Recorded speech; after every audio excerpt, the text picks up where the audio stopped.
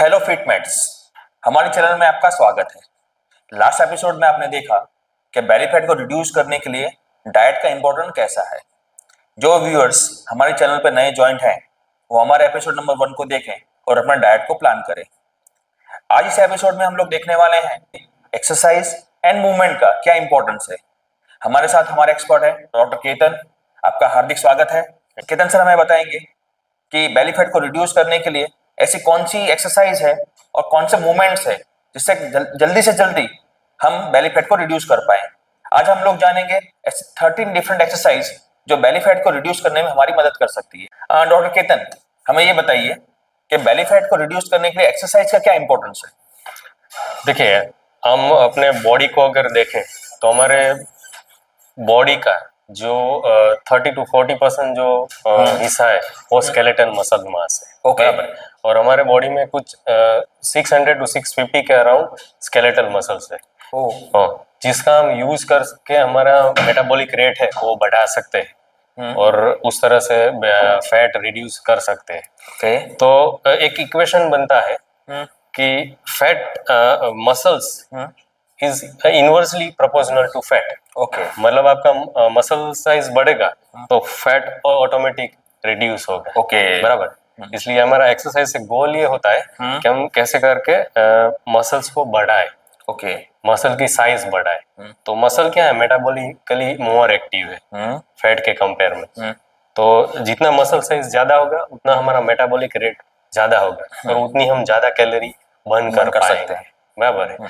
और दूसरी भी एक चीज है कि हमने डाइट वाले एपिसोड में देखा था कि हमारा जो सेंट्रल पॉइंट है वो है इंसुलिन।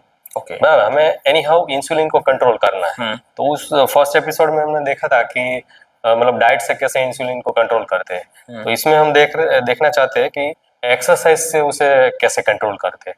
तो इंसुलिन का हमने रोल देखा था। इंसुलिन करता क्या है कि सेल के अंदर ग्लूकोज को इंसर्ट करता है। बराबर। तो एक अलग दूसरा भी एक पाथवे है जिसको बोलते हैं non insulin mediated glucose Uptake. ये चीज जरा हमको एकदम आसान लैंग्वेज समझाइए। ये काफी टेक्निकल चीज हो जाती है जो हमारे व्यूअर्स है जो बिल्कुल इस चीज से अनजान है उसको कैसे समझाया जाए। ओके।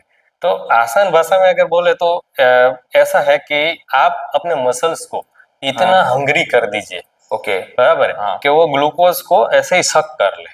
इंसुलिन की जरूरत पड़े ही नहीं। तो उस केस में क्या होगा कि इंसुलिन आपका बचा रहेगा। अच्छा। और इंसुलिन सेंसिटिविटी बनी रहेगी। ओके। मतलब जितना इंसुलिन आपके बॉडी में कम यूज होगा उतना फैट का डिपोजिशन बॉडी में कम हो जाएगा।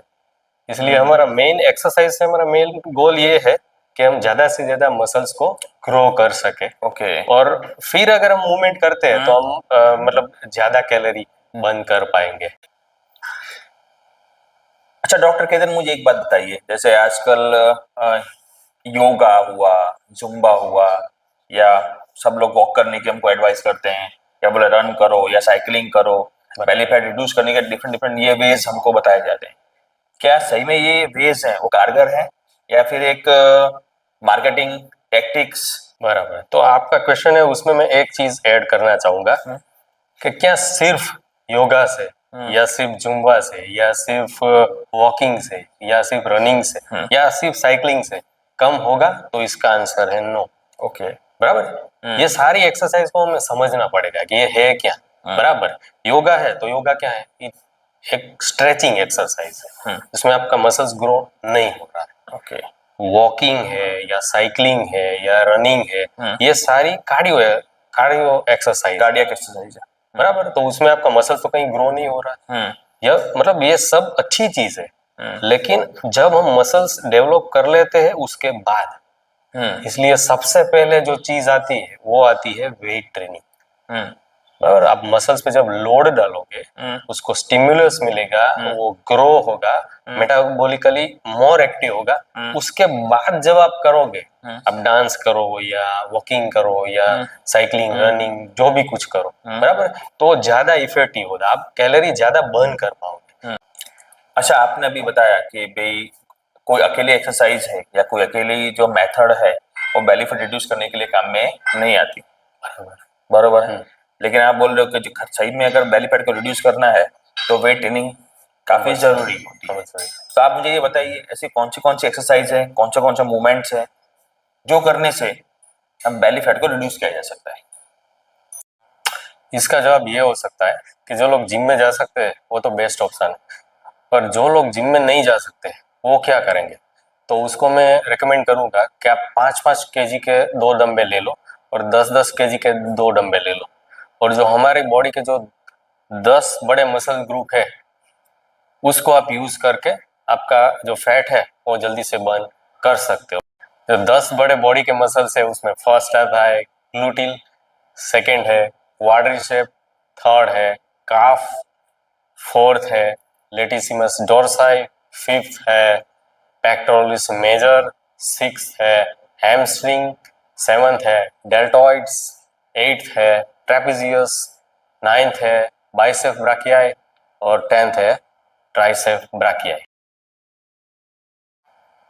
तो इस एक्सरसाइज को देखने के लिए हमारे साथ है यश। यश प्लीज कम। तो यश हमें डेमो देंगे सारी एक्सरसाइज का। तो उसमें सबसे पहले हम लेते हैं डेडलिफ्ट।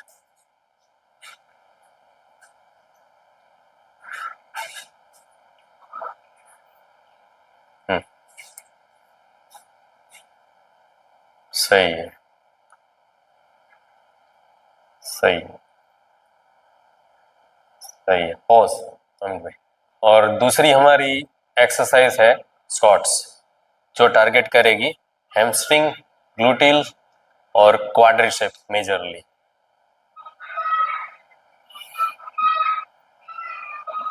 कट। थर्ड हमारी एक्सरसाइज है लंजीस, जो टारगेट करेगी क्वाड्रिसेप, ग्लूटिल और हैमस्ट्रिंग को।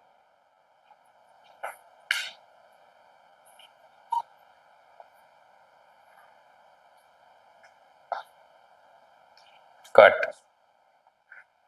फोर्थ हमारी एक्सरसाइज है काफ रेजिस,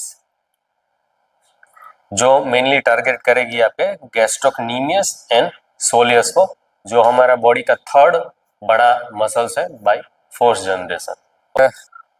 फिफ्थ हमारी एक्सरसाइज है पुलअप्स, जो मेनली टारगेट करेगी लेटिसिमस डोर्साई एंड बाइसेप ब्राकियालिस।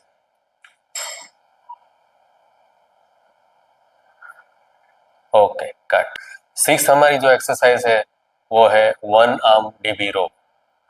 ये भी टारगेट करती है लेटिसिमस डोर्साई को, जो हमारा फोर्थ सबसे बड़ा मसल्स है।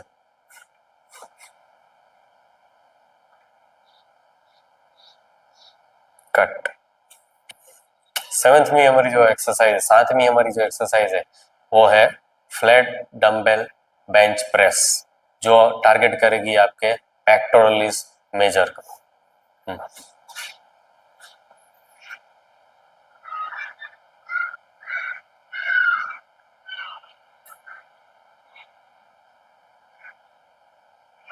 कट। आठवीं हमारी एक्सरसाइज है पुशअप्स, जो टारगेट करेगी पेक्टोरलिस मेजर।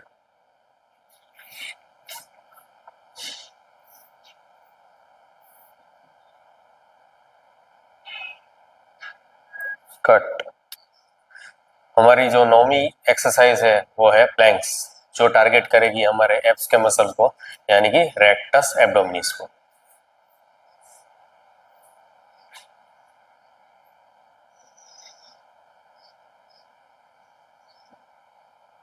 Okay cut. 10वीं हमारी जो एक्सरसाइज है वो है वी अप क्रंचीज, जो आपके घर में कोई भी छोटा सा बॉल या कुछ भी है उसके सपोर्ट से आप कर सकते हो।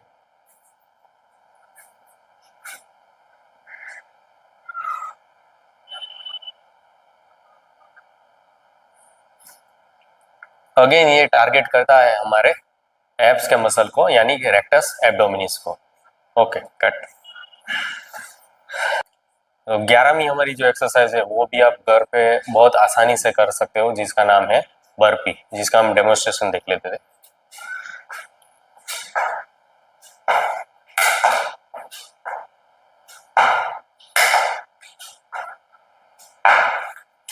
Okay cut. 12वीं हमारी एक्सरसाइज है फार्मर्स वॉक। फार्मर्स वॉक मतलब आपको वजन लेके चलना है।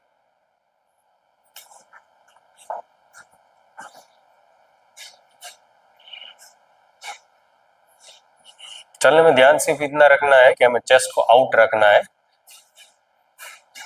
Okay, done.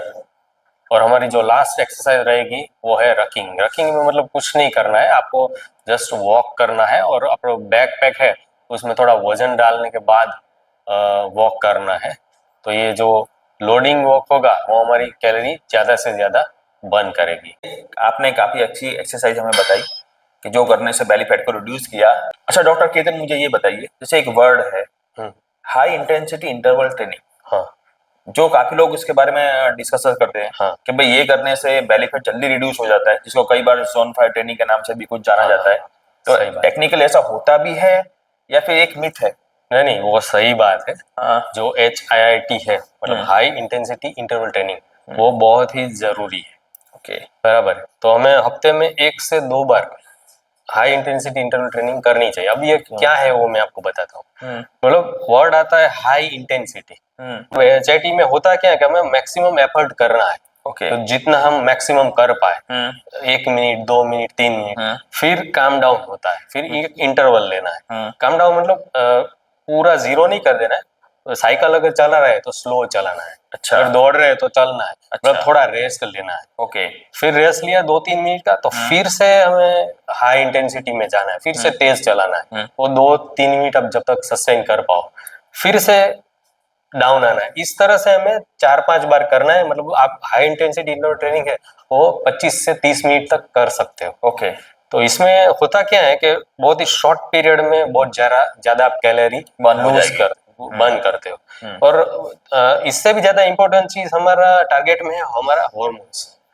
जब हम HIIT करते हैं तब सबसे ज्यादा ग्रोथ हार्मोन और टेस्टोस्टेरोन जो है वो रिलीज होता है। तो ये दोनों हार्मोन आपको पता है जो मसल्स को बनाएंगे, बराबर, और फैट को रिड्यूस करेंगे, मतलब लिपोलिसिस करेंगे। तो ये दोनों के लिए हमें खास HIIT करनी चाहिए। ओके। अच्छा डॉक्टर केतन, हमें ये बताइए, जैसे हमारे जैसे लोग हैं जो ऑफिस में काम करते हैं या टीचिंग फील्ड से एसोसिएटेड हैं, हमारा पूरा जो लाइफस्टाइल है वो लाइफस्टाइल ऐसा हो गया है कि खाना खाना है, बैठ जाना है।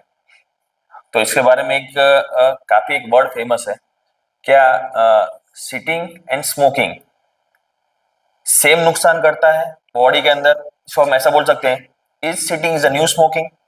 Yes, sitting is a new smoking. मतलब एक सिगरेट जितना आपको नुकसान करती है उतना ही आप बैठे रहते हो तब नुकसान होता है। अच्छा, बराबर। इसलिए कहा जाता है कि more you move more you lose. जितना ज्यादा आप एक्टिव रहोगे उतना आप मतलब कैलोरी लूज कर पाओ। और जिनका लाइफस्टाइल पूरा ऐसा ही है कि उनको बैठे बैठे ही काम करना है, कंप्यूटर के सामने काम करना है, अच्छा, उनके पास ऑप्शन क्या रहेगा इसके लिए? उसका एक रास्ता ये हो सकता है कि जो मतलब US या यूरोपियन कंट्री है वहां पर है वो स्टैंडिंग डेस्क वाला कॉन्सेप्ट। ओके, मतलब खड़े खड़े काम करना, खड़े खड़े काम करना। आप जब बैठे बैठे काम करते हो तो आपकी बॉडी है वो कुछ 83 कैलोरी पर आवर यूज करती है। और जब आप खड़े खड़े काम करते हो, खड़े रहते हो, तब 115 कैलोरी पर आवर बर्न हो जाती है। मतलब डिफरेंस कितना हुआ? 30 कैलोरी का। हाँ, इसलिए ही कहा गया कि sitting is a new smoking. मतलब हमें बैठे नहीं रहना है, कुछ ना कुछ तो मूवमेंट करनी है। और जो लोग भी वेट ट्रेनिंग करते हैं उनमें एक थोड़ी बैड हैबिट या ऐसा हम बोल सकते हैं कि बार बार वेइंग स्केल पर जाके अपना वेट मेजरमेंट करते हैं, मेरा फैट कम हुआ या नहीं हुआ, या मिरर के सामने खड़े हो जाते हैं रोज करते हैं और चेक करने के लिए कि सही में ये कम हुआ कि नहीं हुआ। तो ये एक फनी चीज है, लेकिन सही में रोज रोज देखने से उसका कोई साइकोलॉजिकल इम्पैक्ट पड़ता है या फिर ऐसे ही थोड़ा फन है वो?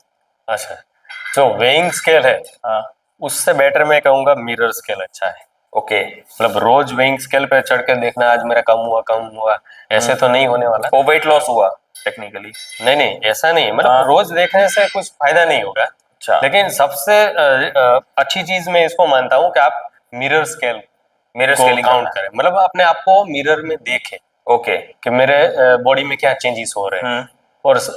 और इससे भी अच्छी चीज है आपकी जॉ लाइन। ओके, आप अपनी जॉ लाइन को टारगेट करो। मतलब जॉ लाइन आपको धीरे धीरे दिखनी चाहिए। तो उसका मतलब ये है कि आपका फैट लॉस हो रहा है। और पूरी बॉडी में से? पूरी बॉडी में से, हाँ। अच्छा, सारी जगहों से इक्वली ही जाता है। अच्छा, बराबर फैट। तो मतलब आपको जॉ लाइन नहीं दिख रही, इसका मतलब ये है कि आपके पास बहुत फैट है। ओके अगर आप जो लाइन अपनी देख पा रहे हो मतलब है आपका फैट कम है, बराबर।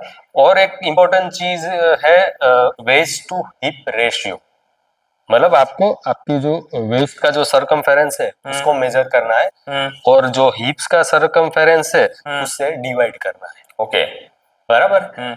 तो जो वेस्ट टू हिप रेशियो है वो फीमेल में 0.85 आइडियल माना जाता है। ओके और मेल के अंदर 0.90 आइडियल माना जाता है। ओके इतना अगर आप आते हो हाँ तो मतलब आप बॉडी फैट आपका बहुत ही आज की हमने जो सारी जो इन्फॉर्मेशन दी है उसके रेफरेंसेस हम शेयर करना चाहेंगे। तो फर्स्ट बुक हमने रिफर की है 9 principles of a lean and defined body by Philip J Hoffman. दूसरी बुक है certified fitness trainer guide by Gurumann. Third book है outlive the science and art of longevity by doctor Peter Attia. Fourth book है born to move by Akshay Chopra.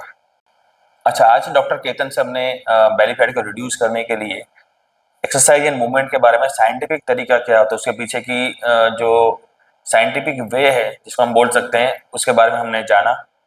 ऐसे ही interesting video को देखने के लिए आप हमारे चैनल को सब्सक्राइब कीजिए, लाइक कीजिए, शेयर कीजिए।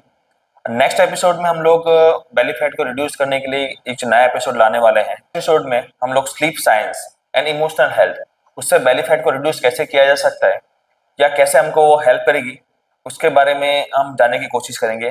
Till then, be your 4 BS।